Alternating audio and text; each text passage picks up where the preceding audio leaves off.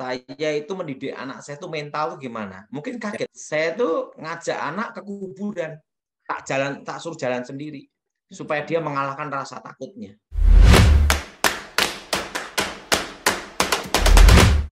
Saya itu punya pandangan mungkin berbeda dengan orang tua lain. Iya, ya justru malah benar ini. Nomor satu, saya mendidik anak itu nomor satu adalah mental dulu. Iya. Kenapa mental? Karena saya pernah mengalami dalam tugas. Iya. Sejago apapun dalam teori dan teknik dia latihan, waktu dia mentalnya down, tidak bisa berpikir, semua tidak bisa kepakai. Benar. Jadi mental yang harus dibangun terlebih dahulu ya. Dan tidak bisa ngambil keputusan. Oke. Dan keputusan pun sering salah. Karena apa? Panik, iya. Nah, jadi nomor satu menurut saya itu adalah mental dulu. Mentalnya dulu dibentuk, dibangun. Saya itu mendidik anak saya itu mental itu gimana? Mungkin kaget, Pastor Fikri. Nah, itu bisa sharing ini. Saya tuh ngajak anak ke kuburan. Dibawa ke kuburan anaknya? Tak suruh jalan sendiri. Oke. Supaya dia mengalahkan rasa takutnya. Mengalahkan rasa takutnya. Oke, terus? Sampai ke rumah kosong, ya ada apa, jalan saya gitu. Iya. Saya tidak peduli. Jalan tetap. Tempat gelap. Iya. Artinya apa? Itu latihan mental. Iya sih, supaya tidak gampang takut ya. Ini dari kecil mereka tak latih seperti itu. Jadi saya tidak mau punya anak yang ntar dikit nangis, tidak bisa. Kita menyelesaikan masalah bukan karena nangis, harus menghadapi. Iya, kadang-kadang nangis pun juga sampai kapan pun nggak bisa membereskan ya. Tapi harus bisa hadapi dan cari solusinya itu. Pastor Billy gimana? Saya sih sepakat, setuju, dan memang benar sih pola pikir yang berbeda ini bisa membuat kita bisa menyadari tentang sudut pandang yang lain gitu. Nomor satu adalah apa? Mental nomor satu. Cara didik. Yang kedua apa ini? Kedua, mengerti dan memahami setiap tindakannya dia. Yang dilakukan oleh keputusan yang diambil oleh dia sendiri. Jadi bahwa segala suatu keputusan pasti ada konsekuensinya. Ya. Dan ada tanggung jawabnya. Menurut Pastor Billy gimana? Iya. Oke. Diperjelas, diperdalam lagi. Misalnya gini. Kalau kamu mukul orang, itu hukumannya kan ada namanya penganiayaan. Penganiayaan, benar. Betul? Nah, tapi ingat, kalau kamu membela diri, karena kamu dipukul, hukumannya beda. Jadi memahami langkah tindakan yang akan diambil berikutnya ya. Ngerti maksudnya? Iya, paham. Nah, sering saya ajar mana? Sebisa mungkin hindari perkelahian. Terusan kamu dikatain apapun, diem aja. Ya. Tapi kalau udah keterlaluan, mesti kaget mesti ini. Selesaikan. Tapi penting jangan mati, itu aja. Iya. Artinya apa?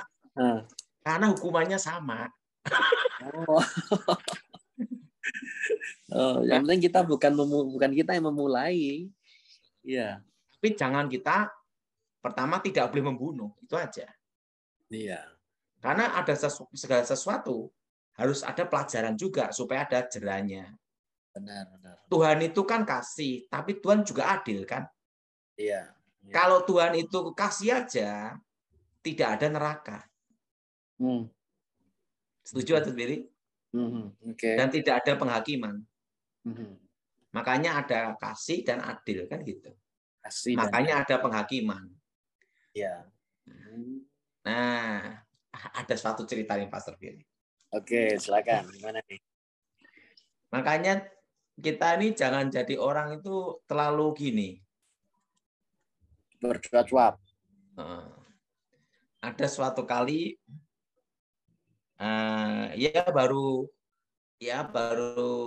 pokoknya baru naik daun lah. Oke. Pengkhotbah lah ya. Oke. Wah, dia ngomong, saya siap mati untuk Tuhan, siap ditembak, macam-macam lah pokoknya. Pokoknya intinya siap untuk mati untuk Tuhan. Saya gini, yang benar. Jadi siap mati ditembak, siap mati martir. Dia kalau khotbah sering gitu. Oke.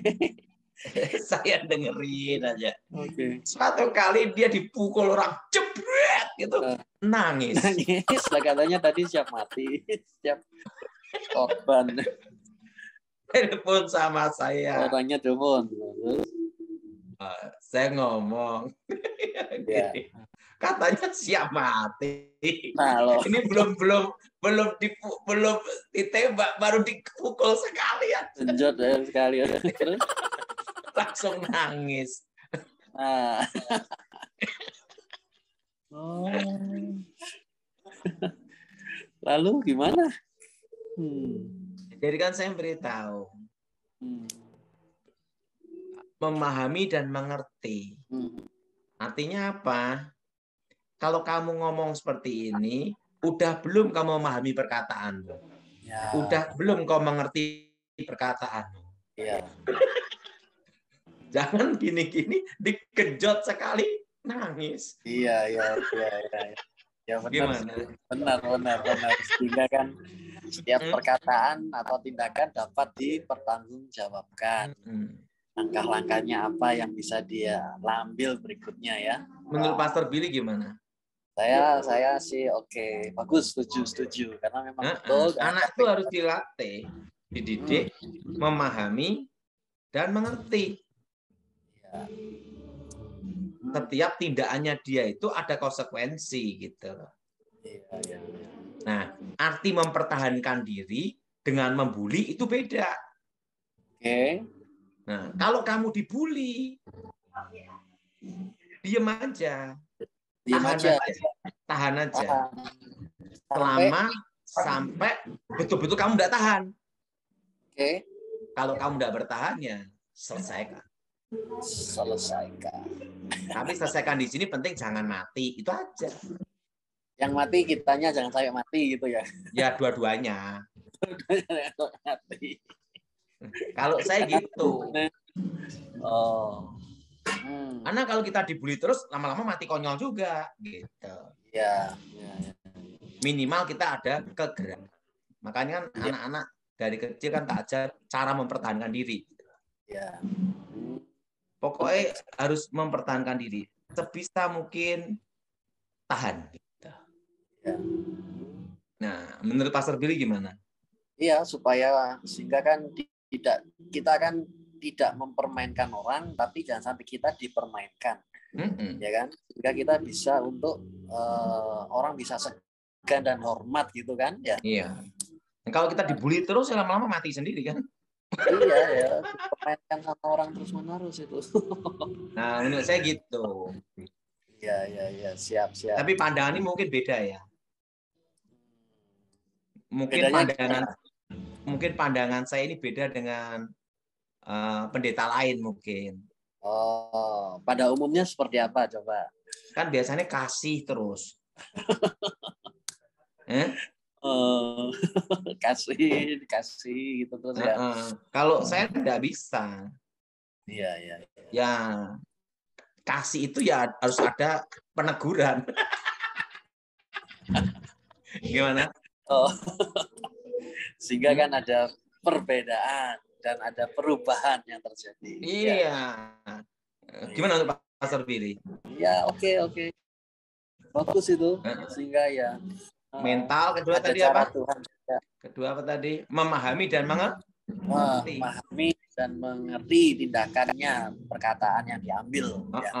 Jangan gini-gini pukul nangis. Nah, itu dia. Lanjut, ada lagi. Yang kedua, ketiga, dia harus mengerti bahwa hidup itu pasti pernah mengalami susah. Hidup pernah mengalami susah. Okay. Makanya kan anak selalu tak ajarkan ke desa, ke kebun. Lihat itu, orang itu cari uang tuh gimana. Iya. Ngangkatin apa tuh kotoran sapi, susah melihara sapi. Dia harus tahu bahwa hidup itu hidup selama di muka bumi ini, selama hidup pasti ada yang ngalami susah. Susahnya gimana? Kalau kamu bisa seperti ini, lebih bersyukur gitu loh. Iya, benar. Iya. Iya, orang kalau tidak tahu kondisi yang itu dan tidak ngalami itu kan malah bukan bersyukur ya, malah lebih kayak menyalahkan, jadi egois sendiri kan. Iya. Jadi harus belajar hidup apa? Ngerti ada hidup itu tidak selamanya bahagia terus. Ya, benar. Ada waktunya itu susah. Ya. Menurut Pastor Billy gimana? Benar, karena kadang-kadang untuk hal itu kita ajak itu mereka untuk ke panti asuhan gitu. Ngelihatlah kehidupan daripada anak-anak mereka yang ada di sana kondisinya seperti apa. Sehingga dapat membandingkan dan akhirnya dari situ mereka bisa bersyukur dan berterima kasih. Ya. Dan setelah itu juga diajar hidup susah. Diajar hidup susah. Itu apa? Makanya kan saya waktu latihan ada hujan, tak suruh hujan-hujan. Oh, yang itu supaya mentalnya kebentuk gitu ya? Iya. Terusan kan rencana juga kita mau ke hutan juga. Iya. Untuk latihan survival, dia harus belajar tahu survival itu gimana gitu. Basic dasarnya itu ya. Bertahan hidup itu gimana? Memperjuangkan prinsip itu enggak gampang gitu loh. Pastor Billy gimana? Benar. Karena prinsip kadang-kala bukan cuma sekedar baik aja, tetapi kita harus bisa memegang prinsip yang tadi itu ya, tidak mempermainkan dan kita juga tidak dipermainkan oleh orang lain. Dan itu kan pembentukan itu perlu waktu, tidak bisa selesai dengan sebulan 2 bulan. Wow, siap. Makanya saya selalu ngajak anak harus berusaha mengalahkan rasa ketakutan.